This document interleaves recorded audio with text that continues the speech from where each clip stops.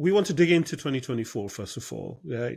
A lot have happened. And the topic that I want to start from is ICAO realizing that AM actually is a real thing. And I was kind of really surprised, but they held a symposium in Canada, and a lot of people joined, and there was a lot of conversation. It's a long 4 days thing. Right.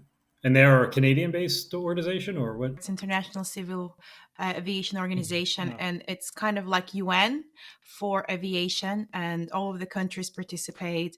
And it kind of, so there was a Chicago Convention right after the Second World War, where all the leaders gathered together and they set kind of the aviation as we have it today, with the slots and traffic rights, which airline can fly where, things like this. So they're kind of like a policymaker in the world. Them realizing that AM is a real thing, and let's have a conversation about it, and setting up this symposium. And this is basically the portal where you can go. There's an ICAO TV. You can go and watch all the videos from the symposium. It was 4 days long. I think that's kudos to ICAO, to be honest, picking this up and recognizing it. Otherwise, the conversation of drone have been, oh, these drones are disruption, or they're like causing danger for the airports and the flights.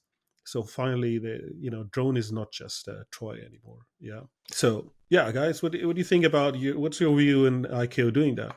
I think about none of us participated in this, but do you have, like, apart from ICAO realizing that the AM is a thing, is there any conclusion that they have reached, anything that they want to steer this towards, or what's the direction that they are thinking about? Yeah, so I think ICAO have realized that work needs to be done to streamline and come up with strategies that can be integrated safely in the aviation world. And they have sort of encouraged agencies to start working on understanding how AM impacts the aviation airspace. And out of that, I don't know if this is the reason why it started after the ICAO symposium, but you definitely hear FAA and EASA and Civil Aviation in UK and other organizations starting working groups to discuss the impact. And they were asking specialists and experts to come in and help them work out how we are going to do that, how we are going to bring about the urban air mobility concepts and, all that sort of stuff.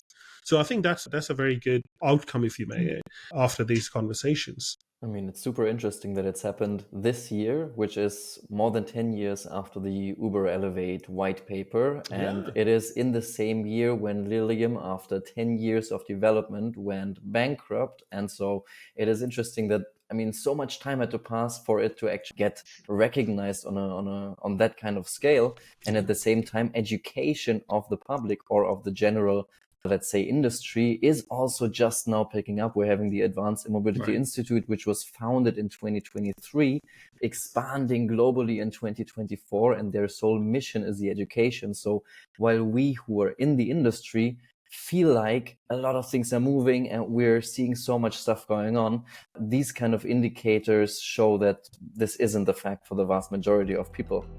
Yeah, absolutely. And the reason why this podcast has started is exactly the same reason, right? The education and the knowledge is not out there.